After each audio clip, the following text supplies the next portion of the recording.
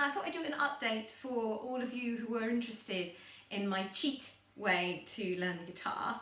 So last time we learned that if you tune the strings to D, A, D, G, A, D, and that's called DADGAD tuning, that way you can make a pleasant sound without doing anything, which is great if you're a music therapist like me and you want to share a guitar with clients. But you also only need one finger to move between the three most common chords in some of our most famous tunes. So that's the first chord.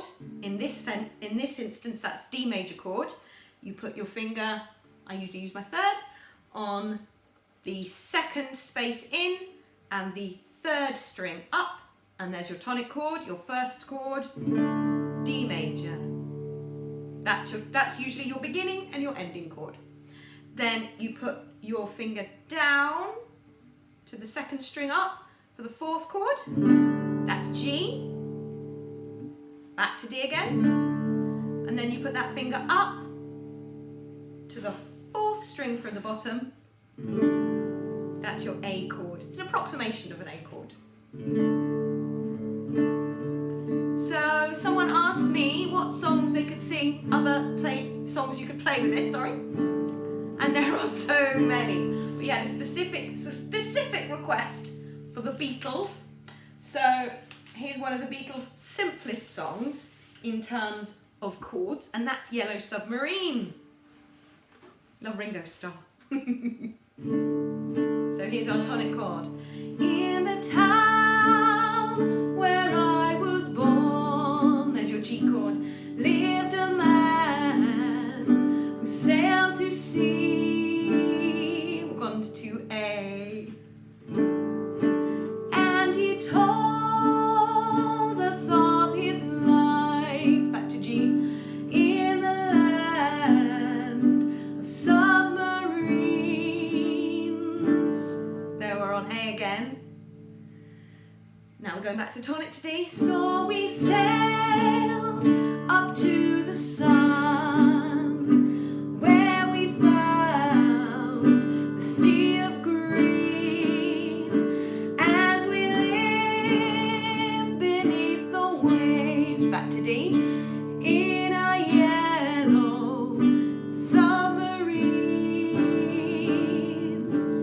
We all live in a yellow submarine.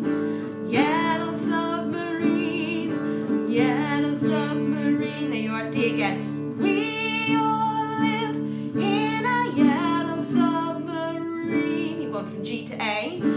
Yellow submarine. Yellow submarine. And that is all it is. It's just those three chords. Lots of repeating. As we live a life of ease, every one of us has all we need. Sky of blue and sea of green in a yellow submarine. We all live in a yellow submarine. Yellow submarine. Yellow submarine. We all live in a yellow submarine. Yellow submarine. Yellow submarine. Hopefully that's easy enough to understand. Two things that I didn't mention in my last video. One is really obvious and you will probably work this out already, but in order to tune those strings, you need to move these pegs. All right, so follow that string up, work out which peg it's attached to.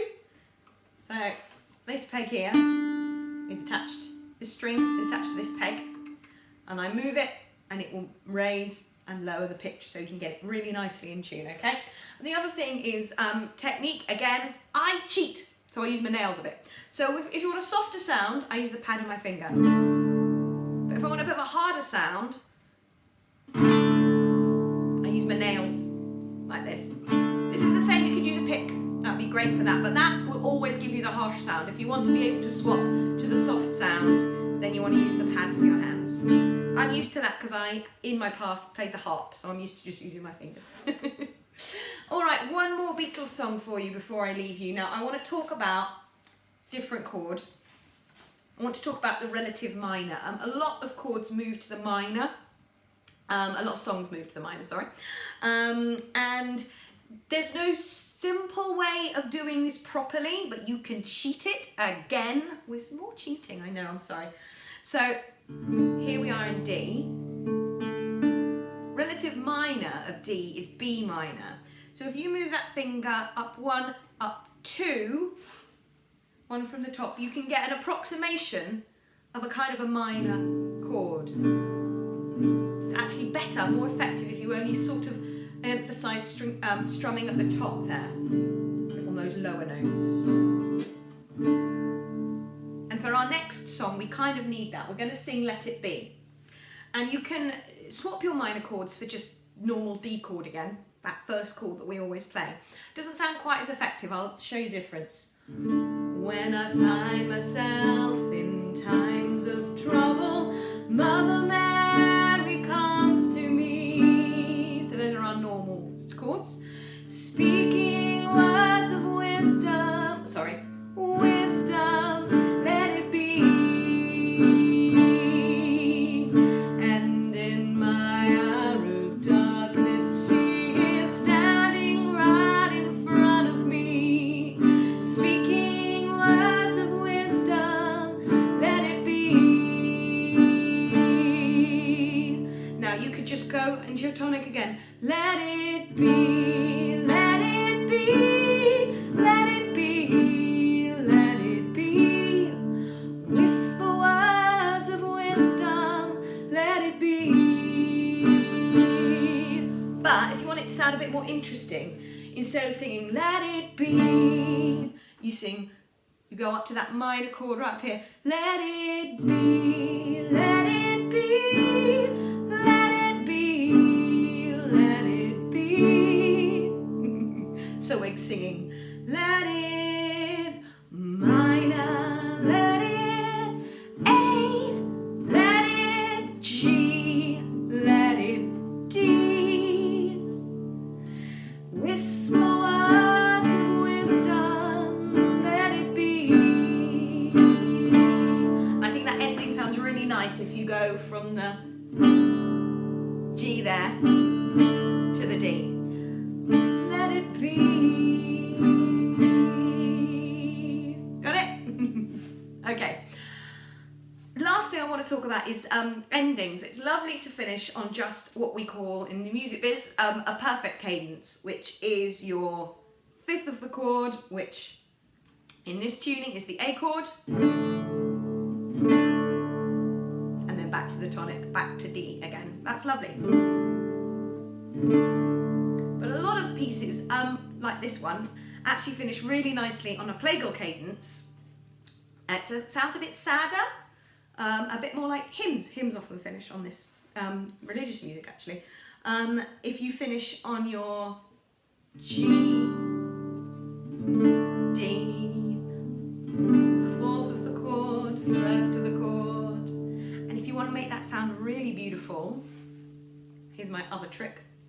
4, same string, but move it up to that first space, and then you just go back to where you were for the tonic. I'm going to show you that a bit closer.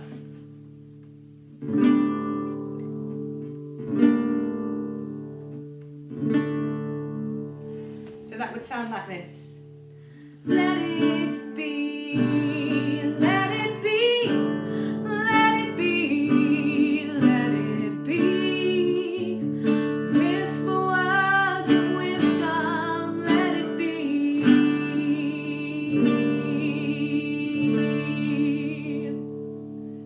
It'll work better in some songs than in others, but I hope it's been helpful. Any questions, please put them in the comments below and I will try and answer them and get more videos up and be as helpful as I can.